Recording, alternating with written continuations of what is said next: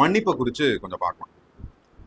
இப்போ நம்ம எப்பவுமே இதுல ஒரே ஒரு ஸ்டாண்ட் எடுப்போம் இல்லையா? மன்னிப்புல மட்டும் என்னை எல்லாருமே மன்னிச்சிடணும், தேவன் என்ன மன்னிச்சிடணும், ஆனா நான் யாரையும் மன்னிக்க மாட்டேன். இந்த ஸ்டாண்ட் பாத்தீங்கன்னா நமக்குள்ள இது எப்பவுமே பிசாசு கொடுக்குற இது ஒரு எண்ணமா எப்பவுமே இது இருக்குங்கிறத முதல்ல நம்ம ஆராய்ஞ்சு நம்மளை நாமளே அறிஞ்சு அதுல இருந்து வெளியே வரணும். ஏன் தெரியுமா? நம்ம அவங்கள மன்னிக்கலன்னா ஜீசஸ் மன்னிக்க மாட்டாருன்னு ரிப்பீட்டடா சொல்றாரு. அவ்வளவு அழகா நிறைய வசனங்கள் கொடுத்திருக்கிறாரு, நம்ம பார்க்கலாம். லேவியராகமம் 19வது அதிகாரம் 18வது வசனம். பழிக்கு பழி வாங்காமலும் உன் ஜன புத்திரர் மேல் பொறாமை கொள்ளாமலும் உன்னை நீ அன்பு கூறுவது போல் பிறனிலும் அன்பு கூறுவாயாக. நான் கர்த்தர். ஆமென். பழைய ஏற்பாட்டுல கர்த்தர் பயங்கரமானவரா இருந்தாரு. அவர் எல்லாரையும் கொன்றுவாரு, அவருக்கு இறக்கமே கிடையாது அப்படின்னு இன்னைக்கு அநேகர் போதிக்கிறாங்க இல்லையா? கர்த்தர் நேற்றும் இன்றும் என்றும் மாறாதவராக இருக்காரு. அவர் அப்பவும் இறக்கம் உள்ளவரா இருந்தாலும் ஏன் உலக தோற்றத்துக்கு முன்னே அடிக்கப்பட்ட தேவாட்டுக்குட்டி, மனுஷன் இங்க உருவாகிறதுக்கு முன்னாடியே அடிக்கப்பட்ட தேவாட்டுக்குட்டின்னு தான் வேதம் சொல்லுது. அப்போ அவர் இரக்கம் இல்லாதவரா? அவர் எப்படி சொல்றாரு பாருங்க. உன் ஜனத்தின் புத்திரர் மேல் பழி வாங்காமலும் கோபம் கொள்ளாமலும் உன்னை நீ நேசிப்பது போல பிறனையும் நேசிப்பாயாக. இது ஏதோ புது கட்டளை மாதிரி நம்ம புதிய ஏற்பாடுல இன்னைக்கு அநேகர் போதிக்கிறாங்க இல்லையா? ஆனா ஜீசஸ் கிரைஸ்ட் இத பழைய ஏற்பாட்டிலே தேவாதி தேவனா இந்த கட்டளையை கொடுத்திருக்கிறார். நீதிமொழிகள் 20வது அதிகாரம் 22வது வசனம்.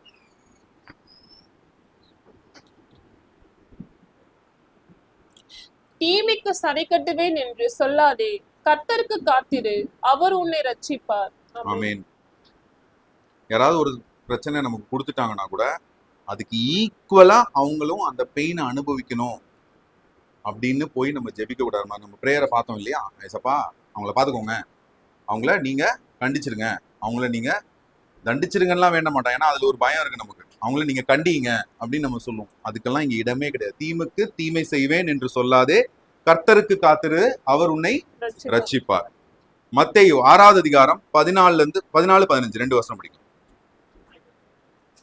மனுஷருடைய தப்பிதங்களை நீங்கள் அவருக்கு மன்னித்தால் உங்கள் பரமபிதா உங்களுக்கும் மன்னிப்பார். மனுஷருடைய தப்பிதங்களை நீங்கள் அவர்களுக்கு மன்னியாதிருந்தால் உங்கள் பிதா உங்கள் தப்பிதங்களையும் மன்னியாதிருப்பார். ஆமென். இது ரொம்ப கிளியருங்க. இயேசு கிறிஸ்து நாமத்துல ஞானஸ்தானம் எடுத்துட்டேன், என்னுடைய பாவங்கள்லாம் மன்னிக்கப்பட்டது. ஆமா, உண்மைதான், யாரும் இல்லைன்னு சொல்லல. ஆனா ஜீசஸ் கிரைஸ்ட் என்ன சொல்றாரு? மனுஷருடைய தப்பிதங்களை நீங்கள் அவர்களுக்கு மன்னியாவிட்டால் மன்னித்தால் உங்கள் பரமபிதா உங்களுக்கு மன்னிப்பார். மனுஷருடைய தப்பிதங்கள் நீங்கள் அவர்களுக்கு மன்னியாதிருந்தால் உங்கள் பிதா உங்கள் தப்பிதங்களையும் மன்னிக்க மாட்டார். ரொம்ப கிளியரா இருக்கு இல்லைங்களா? அப்ப நான் என்ன பண்ணணும்? ஒரு வாட்டி போய் உட்கார்ந்து ரூம்ல யாரெல்லாம் மன்னிக்கல அப்படின்னு சொல்லி ஒவ்வொருத்தருக்கா அவங்கள மன்னிச்சது நம்ம ஜஸ்ட் வாயில மட்டும் நம்ம அறிக்கை பண்ணா போதுமா? பார்க்கலாம். மார்க் 11வது அதிகாரம் 25வது வசனம். இல்ல அது வேண்டாம். எபேசியர் 4வது அதிகாரம் 32வது வசனம். எபேசியர் 4வது அதிகாரம் 32வது வசனம். ஒருவருக்கொருவர் தயவாயும் மன உருக்கமாயும் இருந்து கிறிஸ்துவுக்கு தேவன் உங்களுக்கு மன்னித்தது போல நீங்களும் ஒருவருக்கு ஒருவர் மன்னியுங்க. ஆமென். அப்போ ஜீசஸ் கிரைஸ்ட் நம்மளை எப்படி மன்னிச்சாரோ ஒருவருக்கு ஒருவர் நம்ம மன்னிக்கணும்னு பாக்குறோம். இதுக்கு ஒரு உதாரணத்தை நம்ம பார்க்கலாம். ஆதியாகமம் 50வது அதிகாரம் 15 வசனம் படிங்க. 15-21. ஆதியாகமம் 50வது அதிகாரம் 15-21. தங்கள் தகப்பன் மரணம் அடைந்ததை யோசேப்பின் சகோதரர் கண்டு, ஒருவேளை யோசேப்பு நம்மை பகைத்து நாம் அவனுக்கு செய்த எல்லா பொல்லாங்குக்காகவும் நமக்கு சரிக்கு சரி கட்டுவான் என்று சொல்லி யோசேப்பின் இடத்தில் ஆள் அனுப்பி, உம்முடைய சகோதரர் உமக்கு பொல்லாங்கு செய்திருந்தாலும் அவர்கள் செய்த துரோகத்தையும் பாதகத்தையும் நீ தயவு செய்து மன்னிக்க வேண்டும் என்று உம்முடைய தகப்பனார் மரணம் அடையும் முன்னே உமக்கு சொல்லும்படி கட்டளையிட்டார். ஆகையால் உம்முடைய தகப்பனாருடைய தேவனுக்கு ஊழியக்காரராகிய நாங்கள் செய்த துரோகத்தை மன்னிக்க வேண்டும் என்று அவனுக்கு சொல்ல சொன்னார்கள். ஆமென். போதும் சார். இப்போ யோசேப்பு அப்பா இறந்துடுறாரு, இஸ்ரவேல் யாக்கோபு இருக்காரு இல்லையா, அவர் இறந்துடுறாரு. அதுக்கப்புறம் இந்த பிள்ளைகளுக்கு எல்லாம் என்ன பயம் வந்துருது? முன்னொரு டைம்ல இந்த பையனை என்ன பண்ணியிருக்காங்க? போய் அவனை அடிச்சு அவனை துன்புறுத்தி ஒரு குழியில போட்டு அதுக்கப்புறம் ரூபன் அவரை காப்பாத்தி அதுக்கப்புறம் எகிப்துக்கு அவனை அடிமையா அனுப்பிச்சிடுறாங்க. இது எவ்வளவு பெரிய ஒரு துரோகம் இல்லைங்களா? அப்ப இந்த துரோகத்தை அவங்க மனசுல இப்போ வந்து ஒரு துரோகம் நம்ம மத்தவங்களுக்கு செய்யும் போது எவ்வளவு நாள் அதை நம்மள துரத்துது பாரு. அன்னைக்கு போய் அவன்கிட்ட போய் நிக்கிறாங்க யோசேப்பிட்ட, எப்பா அப்பா வந்து சொல்லியிருக்காரு இந்த மாதிரி மன்னிச்சிட சொல்லியிருக்காரு அப்படின்னு சொல்லி யோசேப்பிட்ட கேக்குறாங்க. அதுக்கு யோசேப்பு என்ன சொல்றாருன்னு பாருங்க. அவர்கள் அதை யோசேப்பு சொன்னபோது அவன் அழுதான். பின்பு அவனுடைய சகோதரரும் போய் அவனுக்கு முன்பாக தாழ விழுந்து, இதோ நாங்கள் உமக்கு அடிமைகள் என்றார்கள். யோசேப்பே அவர்களை நோக்கி, பயப்படாதிருங்கள், நான் தேவனா? நீங்கள் எனக்கு தீமை செய்ய நினைத்தீர்கள்.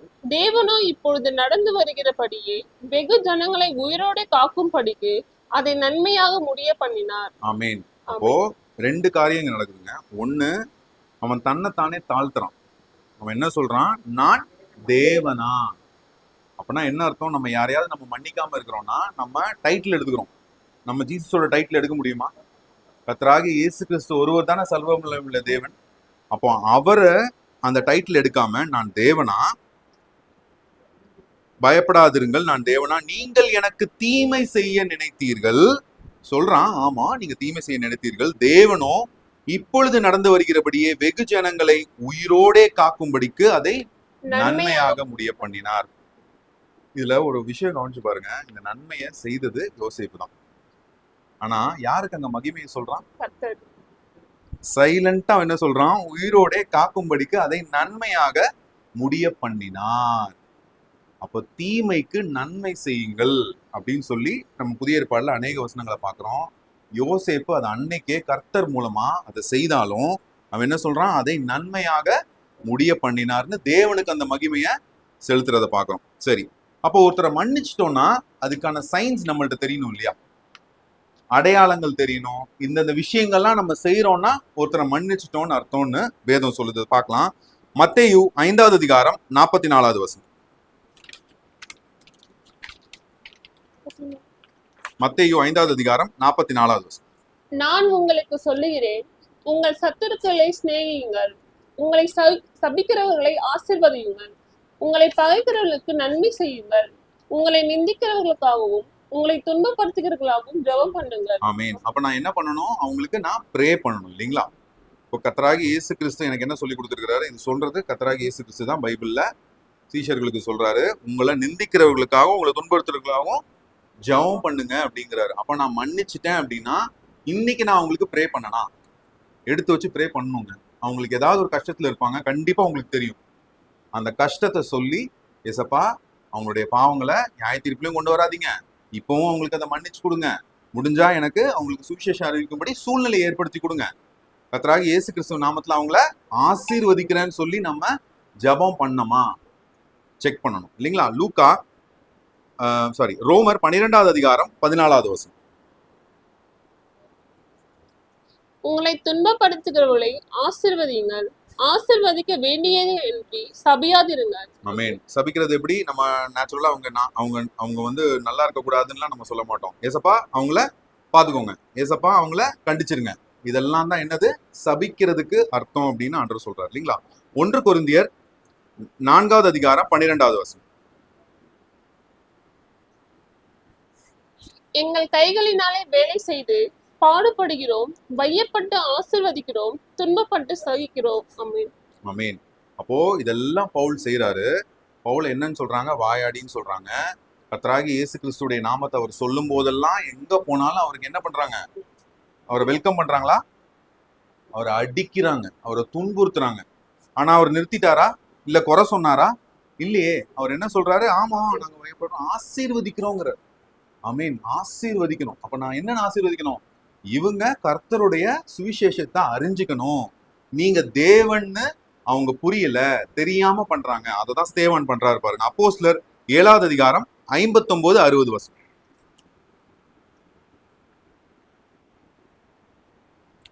அப்பொழுது கர்த்தராகிய இயேசுவே, என் ஆவியை ஏற்றுக்கொள்ளும் என்று ஸ்தேவன் தொழுது கொள்ளுகையில் அவனை கல்லெறிந்தார்கள். அவனோ முழங்காற்படியிட்டு, ஆண்டவரே, இவர்கள் மேல் இந்த பாவத்தை சுமத்தாதிரும் என்று மிகுந்த சத்தமிட்டு சொன்னான்.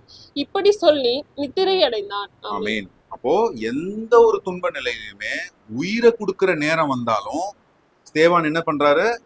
கர்த்தராகிய இயேசு கிறிஸ்துவின் அச்சு அடையாளங்களை தரித்து கொண்டு இந்த பாவத்தை இவர்களின் மேல் சுமத்தாதிரும் என்று மிகுந்த சத்தமிட்டு கூறினான். இப்படி சொல்லி நித்திரை அடைந்தான். இப்போ இது கர்த்தாவேன்னு இதுல இன்னொரு வருஷன்ல இருக்குது. ஆண்டவரே சிஸ்டர் படிச்சாங்க இல்லையா? இப்போ கர்த்தராகிய இயேசு கிறிஸ்து அவரு காமிச்சு கொடுத்த அந்த சாட்சிய ஸ்தேவான் அப்படியே நிறைவேற்றுறான்னு பாக்குறோம். சரி, உங்களுக்கு தீமை செய்கிறவர்களுக்கு நன்மை செய்யுங்கள் ஆண்டவர் சொல்லியிருக்காரு. இந்த வசனம் நமக்கு தெரியும். அப்படி செய்யறனால என்ன நடக்குது? நீதிமொழிகள் 25வது அதிகாரம் 21, 22 வசனம்.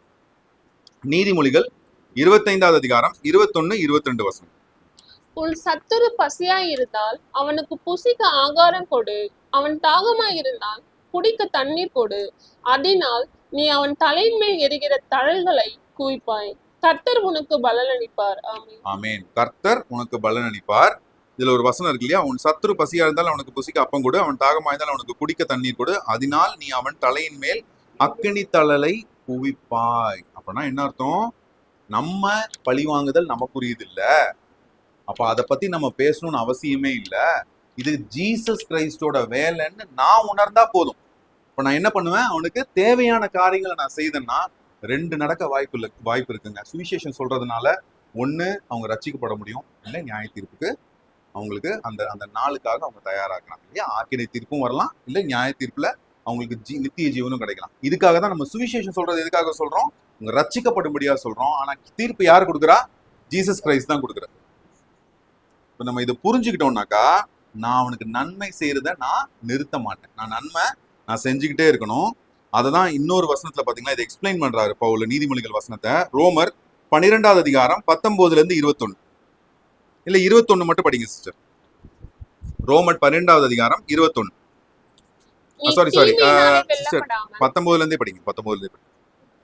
பிரியமானவர்களே, பழிவாங்குதல் எனக்குரியது, நானே பதில் செய்வேன் என்று கர்த்தர் சொல்கிறார் என்று சொல்லி எழுதியிருக்கிறபடியால் நீங்கள் பழிவாங்காமல் கோபாக்கினைக்கு இடம் கொடுங்கள்.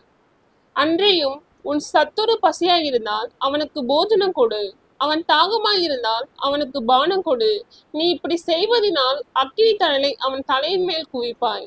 நீ தீமையினாலே வெல்லப்படாமல் தீமையை நன்மையினாலே வெல்லு. ஆமென். அப்போ ரெண்டு கோஆர்டினேஷன் இங்க நடக்குது இல்லைங்களா? ஒண்ணு பழிவாங்குதல் என்னோடது கிடையாது, அது கர்த்தரோடதுன்னு நான் கர்த்தர்கிட்ட நான் ஒப்படைச்சிடுறேன். ரெண்டாவது நம்ம அவனுக்கு தேவையான காரியங்கள் நம்ம செய்யும் போது நம்ம தீமையினால வெல்லப்படாம, இங்கிலீஷ்ல பாத்தீங்கன்னா ஈவில்னு இருக்கு, நம்ம தீமையினால வெல்லப்படாம தீமையை நன்மையினாலே வெல்கிறோம்னு நம்ம பார்க்கணும். சரி, 1 பேதுரு 3வது அதிகாரம் 9வது வசனம். தீமைக்கு தீமையையும் உதாசனத்துக்கு உதாசனத்தையும் சரி கட்டாமல் அதற்கு பதிலாக நீங்கள் ஆசீர்வாதத்தை சுதந்திரத்துக் கொள்ளும்படி அழைக்கப்பட்டிருக்கிறீர்கள் என்று அறிந்து ஆசீர்வதியுங்கள். ஆமென். ஆமென். சோ அப்ப நம்ம அழைப்பு எப்படி இருக்குது? ஆசீர்வாதத்தை சுதந்திரித்துக் கொள்ளணும் தான் நமக்கு அழைப்பு இருக்கு. இதை நான் ஞாபகம் வச்சுக்கிட்டேன்னா தீமைக்கு தீமை செய்ய மாட்டேன், தீமைக்கு நன்மை செய்து அவர்கள் நான் என்ன பண்ணுவேன்? ஆசீர்வதிப்பேன். சரி, இதுதான் எலிசா தீர்க்கதரிசி பண்றாரு. 2 ராஜாக்கள் 6வது அதிகாரம் 21ல இருந்து 23 வசனங்கள் படிக்கலாம். இஸ்ரவேலின் ராஜா அவர்களை கண்டபோது எலிசாவை பார்த்து, என் தகப்பனே, நான் அவர்களை வெட்டி போடலாமா என்று கேட்டான். அதற்கு அவன், நீ வெட்ட வேண்டாம், நீர் உம்முடைய பட்டயத்தாலும் உம்முடைய வில்லினாலும் சிறையாக்கி கொண்டவர்களை வெட்டுகிறீரோ? இவர்கள் புசித்து குடித்து தங்கள் ஆண்டவனை போகும்படிக்கு அப்பமும் தண்ணீரும் அவர்களுக்கு எதிரில் வையும் என்றான். அப்பொழுது அவர்களுக்கு பெரிய விருந்து பண்ணி அவர்கள் புசித்து குடித்த பின்பு அவர்களை அனுப்பிவிட்டான். அவர்கள் தங்கள் ஆண்டவனிடத்திற்கு போய்விட்டார்கள். சீரியரின் தண்டுகள் இஸ்ரவேல் தேசத்தில் அப்புறம் வரவில்லை. ஆமென். ஓகே, அப்போ இங்க பாருங்க, ஒருத்தன் பகைக்கணுன்றதுக்காக வரான். ஆனா அவனை என்ன பண்றாங்க? எலிசா மூலமா, எலிசா தீர்க்கதரிசி கர்த்தருடைய தீர்க்கதரிசி இல்லையா? அவர் என்ன சொல்றாரு? அவர்களுக்கு புசிக்கவும் குடிக்கவும் கொடு என்று ராஜாவிடம் சொல்றாரு. அவர்களுக்கு பெரிய விருந்தை ஆயத்தம் பண்றாங்க. அவர்கள் புசித்து குடித்த பின்பு அங்கிருந்து என்ன பண்ணிட்டாங்க? அவர்கள் அங்கிருந்து போயிட்டாங்கன்றத பார்க்கணும். அப்போ ஒரு சத்ருவாவே இருந்தாலும் நம்ம என்ன பண்ணணும்? அவங்களுக்கு நன்மை செய்றோம். நன்மை செய்தா அந்த தீமைய அந்த நன்மையினால நம்மளால வெல்ல முடியுதுங்கிறதுக்கு ஒரு உதாரணம் இது. விசேஷமா ஜீசஸ் கிரைஸ்ட் மன்னிச்சிருக்காரா இல்லைங்களா? நம்மள மன்னிச்சிட்டாரா? சரி, ஓகே. அதுக்கான வசனம் பார்க்கலாம். எபேசியர் 4வது அதிகாரம் 32வது வசனம். ஒருவருக்கொருவர் தயவாயும் மன உருக்கமாயும் இருந்து கிறிஸ்துவுக்குள் தேவன் உங்களுக்கு மன்னித்தது போல நீங்களும் ஒருவருக்கொருவர் மன்னியுங்கள். ஆமென். ஆமென். எபேசியர்ல 5வது அதிகாரம் 1-2 வசனம். ஆதலால் நீங்கள் பிரியமான பிள்ளைகளைப் போல தேவனை பின்பற்றுவர்களாகி கிறிஸ்து நமக்காக தம்மை தேவனுக்கு சுகந்த வாசனையான காணிக்கையாகவும் பலியாகவும் ஒப்பு கொடுத்து நம்மில் அன்பு கூர்ந்தது போல நீங்களும் அன்பிலே நடந்து கொள்ளுங்கள். ஆமென். தேவனை பின்பற்றுவர்களாகி கிறிஸ்து நமக்காக தம்மை தேவனுக்கு சுகந்த வாசனையாக பலியாகவும் காணிக்கையாகவும் ஒப்பு கொடுத்து நம்மில் அன்பு கூர்ந்தது போல நீங்களும் அன்பிலே நடந்து கொள்ளுங்கள். 1 பேதுரு 2வது அதிகாரம் 21வது வசனம்.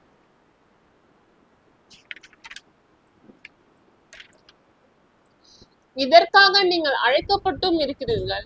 ஏனெனில் கிறிஸ்துவும் உங்களுக்காக பாடுபட்டு நீங்கள் தம்முடைய அடிச்சுவடுகளை தொடர்ந்து வரும்படி உங்களுக்கு மாதிரியை பின்வைத்து போனார்.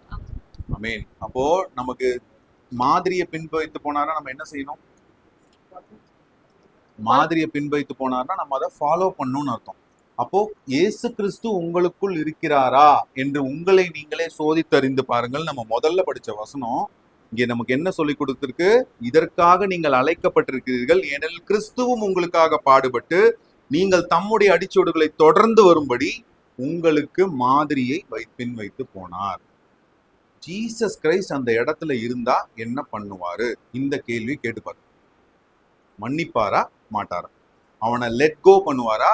இல்ல புடிச்சு வச்சு அவனுக்கு எப்படியாவது அந்த தண்டனையை வாங்கி கொடுத்துடணும் அப்படின்னு நினைப்பாரு? அவரை அடிக்கிறாங்க, அவரை துன்புறுத்துறாங்க, அவர் மேல எச்சி துப்புறாங்க, அவரோட தலையில கொட்டுறாங்க, முள்முடி வைக்கிறாங்க. எல்லாத்தையும் செஞ்சு முடிச்ச பிறகு என்ன சொல்றாரு? படிக்கலாம். லூக்கா 23வது அதிகாரம் 34வது வசனம். லூக்கா 23வது அதிகாரம் 34வது வசனம். அப்பொழுது இயேசு, பிதாவே இவர்களுக்கு மன்னியும், தாங்கள் செய்கிறது இன்னதென்று அறியாதிருக்கிறார்களே என்றார். அவருடைய வஸ்திரங்களை அவர்கள் பங்கிட்டு சீட்டு போட்டார்கள். ஆமென். அப்போ பிதாவே இவர்களுக்கு மன்னியும் என்ன ஸ்டேஜ்ல அவர் சொல்றாரு பாருங்க. அப்ப நான் அதுக்கு போய் ஏதாவது ஒரு சிச்சுவேஷனை போய் நான் கம்பேர் பண்ணி வச்சு பார்க்க முடியுமா? என்னுடைய இப்ப நம்ம இங்க இருக்கிறோம், எல்லாருடைய சூழ்நிலையிலையும் ஒரு சூழ்நிலை காரணம் இருக்கதான் செய்யும். ஆனா இந்த சூழ்நிலையோட நம்மளால கம்பேர் பண்ண முடியுமா? முடியாது இல்லைங்களா? அப்ப அவர் மன்னித்து இருக்கிறாரு, அப்ப நான் மன்னிக்கணுங்கிறத பாக்குறோம். ஜீசஸ் கிரைஸ்ட் நம்மளுடைய பாவங்களை மன்னியாவிட்டா நமக்கு என்ன நடந்திருக்கும் பாருங்க. சங்கீதம் 130வது அதிகாரம் 3-4 வசனம். சங்கீதம் 130வது அதிகாரம் 3-4 வசனம். கர்த்தாவே, நீர் அக்கிரமங்களை கவனித்திருப்பேரானால் யார் நிலை நிற்பான்? ஆண்டவரே, உமக்கு பயப்படும் படிக்கு உம்மிடத்தில் மன்னிப்பு உண்டு. ஆமென். அப்போ கர்த்தாவே நீர் அக்கிரமங்களை அவர் கவனித்திருந்தார்னா யாருமே நிலை நிற்க முடியாதுங்க. அவர் ஒவ்வொரு செயலுக்கும் நமக்கு நியாயம் தீர்க்கணும்னு நினைச்சாருன்னா இன்னைக்கு நான் இங்க நிக்க முடியாது இல்லைங்களா? கர்த்தராகி இயேசு கிறிஸ்து ஏன்னா அவ்வளவு பாவங்களையும் அக்கிரமங்களையும் மறுத்திருந்த என்ன கர்த்தராகி இயேசு கிறிஸ்து இந்த சத்திய சபைகளை கூட்டிட்டு வந்திருக்காரு, நம்ம எல்லாரையும் கூட்டிட்டு வந்திருக்கிறாரு. அப்போ அவர் கவனிக்கலைங்கிறதான அர்த்தம். அவர் மன்னிப்புன்னா என்னங்க அர்த்தம்? மன்னிப்புன்னா அதை பத்தி பேசவே மாட்டார், அதை ஆழ்கடல்ல போட்டுறேன்னு சொல்றாரு. அப்ப நான் யாரையாவது மன்னிச்சேன்னா என்னோட பிஹேவியர் எப்படி இருக்கணும்? அவரே அதை ஞாபகப்படுத்தினா கூட நமக்கு ஞாபகமே வரக்கூடாது. அப்படியா அதை செய்தீங்களா அப்படிங்கிற அளவுக்கு நம்மளுடைய மன்னிப்பு ஆழமா இருக்கணும். நம்ம எப்படி அவனை மன்னிக்கிறோம்? ஏன்னா நம்ம ஜெபம் பண்ண ஆரம்பிக்கும் போது அவங்களுடைய குறைகள், அவங்களுக்கு தேவைப்படுற விஷயங்கள் தான் நமக்கு ஞாபகமே இருக்குமே தவிர, குறைகள்னா நான் சொல்றது அவங்களோட குற்றங்கள் இல்லை, அவங்களுக்கு ஏதாவது ஒரு தேவைகள் இருக்கிறது நம்ம ஞாபகத்துல இருக்குமே தவிர, அவங்க செய்த எந்த ஒரு தப்பிதங்களும் அநியாயங்களும் துரோகங்களும் நமக்கு ஞாபகம் இருக்க ஆண்டவர் வைக்க மாட்டார். அதுக்காக தான் ஜெபம் பண்ண சொல்றாரு. பிதாவே இவர்களை மன்னியும்னு சொல்ற மாதிரி இந்த ஜெபம் எப்படி பண்றோம் நம்ம? ஏசப்பா இவங்களுடைய பாவங்களை நியாய தீர்ப்புல கொண்டு வராதீங்க ஆண்டவரே, ப்ளீஸ் ஜீசஸ் அப்படின்னு நம்ம கேட்டு ஜெபம் பண்ணணும். ஜெபம் பண்றோமா? அப்படி செக் பண்ணி பார்க்கலாம். அதே போல ஏசப்பா அவங்களுக்கு தேவையான காரியங்களை, கர்த்தருக்குள் தேவையான காரியங்களை அவங்களுக்காக செய்து வைங்க ஆண்டவரே. உம்முடைய நாமம் மகிமைப்படும்படியா சுவிசேஷம் சொல்றதுக்கு ஏதாவது ஒரு உங்களுடைய இந்த ரத்த சாட்சியா நீங்க மறிச்ச இந்த சுவிசேஷத்தை அவங்களுக்கு சொல்லும்படியா அந்த சூழ்நிலையை நம்ம கேட்கணும். சரி, புலம்பல் 3வது அதிகாரம் 22வது வசனம்.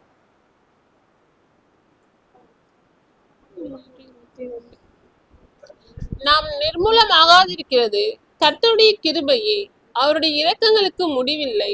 ஆமென். சோ நம்ம நிர்மூலமாகாம இருக்கிறது அவருடைய கிருபை தான், மகா இரக்கம் தான். எபேசியர் 2வது அதிகாரம் 1வது வசனம்.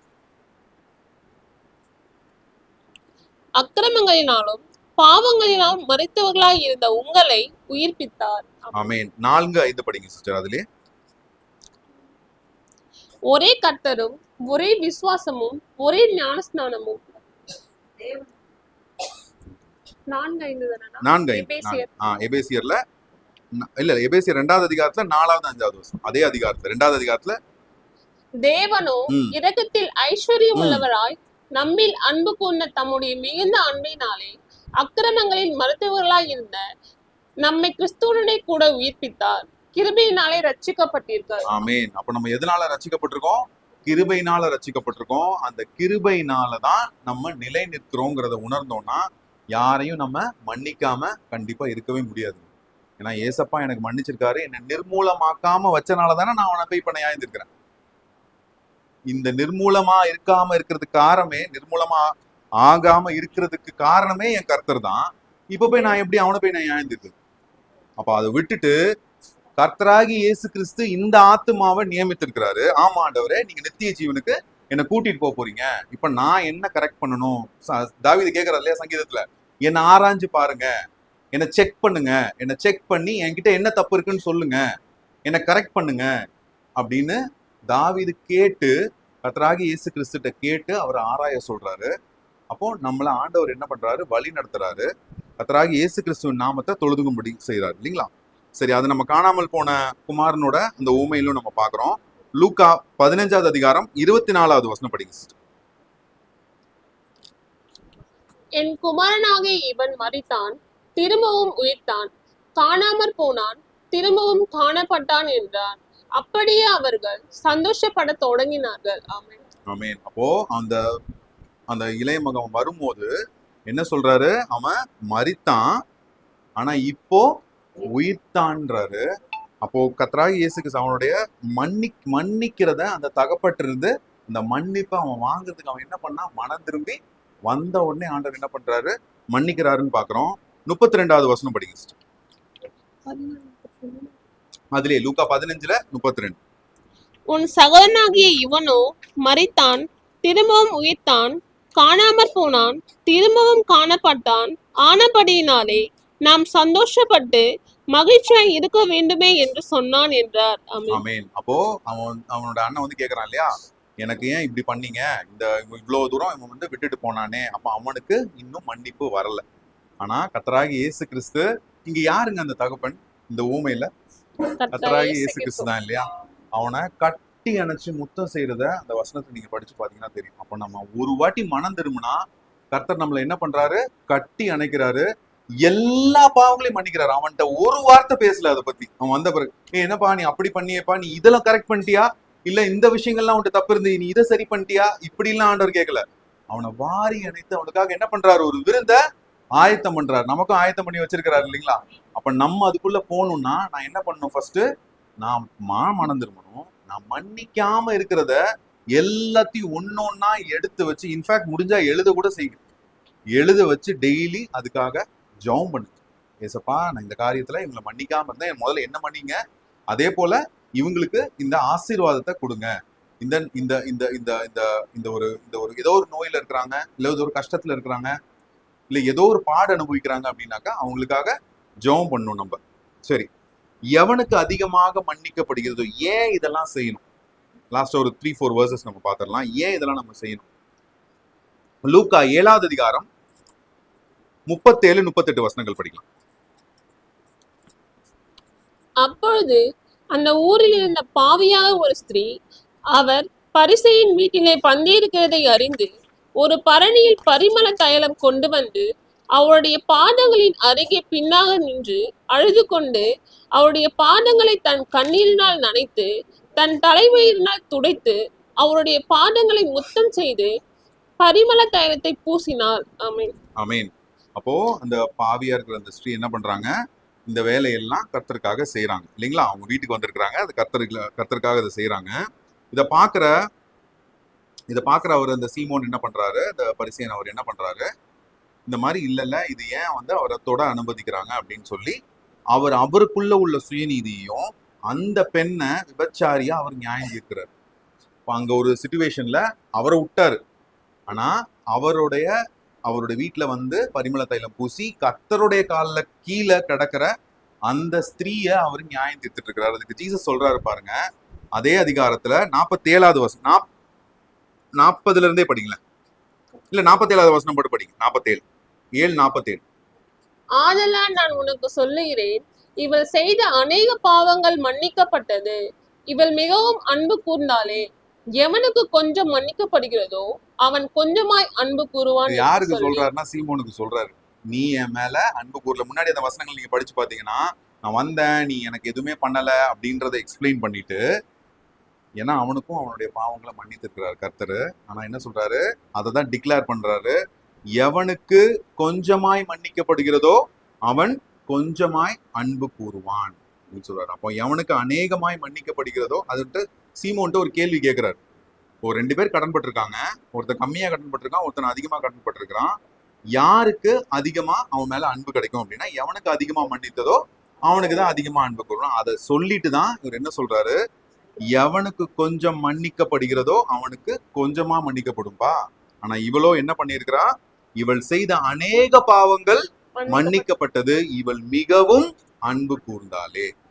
சரி, 1 தீமோத்தேயு 1வது அதிகாரம் 14ல இருந்து 16 வசனம். நம்முடைய கர்த்தரின் கிருபை கிறிஸ்து இயேசுவின் மேலுள்ள விசுவாசத்தோடும் அன்போடும் கூட என்னிடத்தில் பரிபூரணமாய் பெருகிற்று. பாவிகளை ரட்சிக்க கிறிஸ்து இயேசு உலகத்தில் வந்தார் என்கிற வார்த்தை உண்மையும் எல்லா அங்கீகரிப்புக்கும் பாத்திரமுமானது. அவர்களில் பிரதான பாவி நான். அப்படி இருந்தும் நித்திய ஜீவனை அடையும்படி இனிமேல் இயேசு கிறிஸ்துவினிடத்தில் விசுவாசமாய் இருப்பவர்களுக்கு திருஷ்டாந்தம் உண்டாகும் பொருட்டு பிரதான பாவியாக என்னிடத்தில் அவர் எல்லா நீடிய பொறுமையும் காண்பிக்கும்படி இரக்கம் பெற்றேன். ஆமென். ஆமென். அப்போ பிரதான பாவின்னு அவர் அக்செப்ட் பண்றனால அவரை எப்படி நியமிக்கிறாரு, புறஜாதிகளுக்கு அவரை அப்போஸ்தலரா நியமிக்கக்கூடிய அந்த மகா பெரிய ஒரு பதவி தான் இல்லைங்களா? கர்த்தருடைய வேலையை செய்யறதுல அவரே ஒருத்தனுக்கு ஒரு சில பட்டணங்களும் ஒருத்தனுக்கு 10 பட்டணமும் அந்த மாதிரி ஆண்டவர் கொடுக்குறாரு. ஆனா பவுலுக்கு எப்படிப்பட்ட ஊழியத்தை கொடுக்குறாரு, அப்போஸ்தலர்களுக்கு, அதாவது புறஜாதிகளுக்கு போய் நீ அப்போஸ்தலனா இருங்கிற அந்த ஊழியத்தை எதனால கொடுக்குறாரு, நான் பிரதான பாவின்னு அவன் அறிக்கை பண்ணனால எனக்கு ஆண்டவர் என் மேல இரக்கம் பாராட்டினார்னு அவர் சாட்சி சொல்றாரு. சரி, இறுதியா சில வசனங்கள் பார்க்கலாம். அப்போ இவ்வளோ தூரம் நம்ம பார்த்தது எல்லாமே நம்ம நிதானிக்கணும்னு பாக்குறோம், நம்ம மன்னிக்கிறோமான்னு நம்ம செக் பண்றோம், எனக்குள்ள மேட்டிமை இருக்கா இல்லையா, நான் பொருளாசைக்காரனா இருக்கிறேனா இல்லையா அப்படிங்கிறத நான் செக் பண்றது எல்லாமே. இதெல்லாம் கொஞ்சம் கடினமா இருக்குது இல்லைங்களா? அதனாலதான் ஆண்டவர் சொல்றாரு, இடுக்கமான வாசல் வழியாய் உட்பிரவேசியுங்கள், ஜீவனுக்கு போகிற வாசல் எப்படி இருக்கும், இப்படிதான் இருக்கும் இல்லைங்களா? எப்பவுமே நம்ம செக் பண்ணிட்டே இருந்தோம்னா நம்மளை கரெக்ட் பண்ணிட்டே இருக்க போறோம். வழி நெருக்கமுமா இருக்கிறது, அதை கண்டுபிடிக்கிறவர்கள் சிலர். ஆனா அதை நம்ம செய்யும் போது, இதை முடிக்கும் போது பவுல் சொல்றாரு பாருங்க, 2 தீமோத்தேயு 4வது அதிகாரம் 7-8 வசனங்கள். 2 தீமோத்தேயு 4வது அதிகாரம் 7-8. நல்ல போராட்டத்தை போராடினேன், ஓட்டத்தை முடித்தேன், விசுவாசத்தை காத்து கொண்டேன். இது முதல் நீதியின் கிரீடம் எனக்காக வைக்கப்பட்டிருக்கிறது. நீதியுள்ள நியாயாதிபதியாகிய கர்த்தர் அந்நாளிலே அதை எனக்கு தந்தருளுவார். எனக்கு மாத்திரமல்ல, அவர் பிரசன்னமாகுதலை விரும்பும் யாவருக்கும் அதை தந்தருளுவார். ஆமென். அப்போ நம்ம எல்லாம் என்ன பண்ணிட்டு இருக்கோம், ஜீசஸ் கிரைஸ்டுக்காக காத்துக்கிட்டு இருக்கிறோம். காத்துக்கிட்டு இருக்கிற நாள் வரைக்கும் இப்ப நம்ம பார்த்த வசனங்கள் எல்லாமே நம்ம நிதானிச்சு நம்மளை நாமளே அவர் வர்றதுக்குள்ளாக நம்மளை ஜட்ஜ் பண்ணி நம்மளை அசஸ் பண்ணணும். ஏன்னா அவர் என்ன சொல்றாரு, கர்த்தராகிய இயேசு கிறிஸ்துவோட வருகையை குறித்து, நம்மளுடைய ஆயத்தத்தை குறித்து வெளிப்படுத்தும் விசேஷம் 3வது அதிகாரம் 11ல இருந்து 13 வசனங்கள். இதோ சீக்கிரமாய் வருகிறேன், ஒருவனும் உன் கிரீடத்தை எடுத்து கொள்ளாத படிக்கு உனக்குள்ளதை பற்றி கொண்டிரு. ஜெயங்கொள்ளுகிறவன் எவனோ அவனை என் தேவனுடைய ஆலயத்திலே தூணாக்குவேன், அதனின்று அவன் ஒரு காலம் நீங்குவதில்லை. என் தேவனுடைய நாமத்தையும் என் தேவனால் பரலோகத்தில் பரலோகத்தில் இருந்து இறங்கி வருகிற புதிய எருசலேம் புதிய எருசலேமையாகிய என் தேவனுடைய நகரத்தின் நாமத்தையும் என் புதிய நாமத்தையும் அவன் மேல் எழுதுவேன். ஆவியானவர் சபைகளுக்கு சொல்கிறது, காதுள்ளவன் கேட்க கடவன் என்று எழுது. ஆமென். அப்ப இதுதான் ஜீசஸ் கிரைஸ்ட் வந்து என்ன சொன்னாரு, அவர் இங்க பூமியில இருக்கும்போது, காதுள்ளவன் எவனோ அவனுக்கு கேட்க கடவன்னு சொல்லிட்டு அவருடைய பிரசங்கத்தையும் சுவிசேஷத்தையும் மனம் திரும்புதலுக்காகவும் பரலோக ராஜ்யம் சமீபமா இருக்கிறதுக்காகவும் தான் சொல்லியிருக்காரு. கர்த்தராகிய இயேசு கிறிஸ்து சீக்கிரமா வரப்போறாருங்க. அதனால நம்மளுடைய ஆயத்தத்தை இந்த கேள்விகள் மூலமா நம்ம அறிந்து ஆராய்ந்து அதுல இருந்து நம்ம கொஞ்சம் மனம் திரும்புறதுக்கு கர்த்தராகிய இயேசு கிறிஸ்துவை வேண்டிக் கொள்ளலாம். கர்த்தருக்கு ஸ்தோத்திரம். Praise the Lord.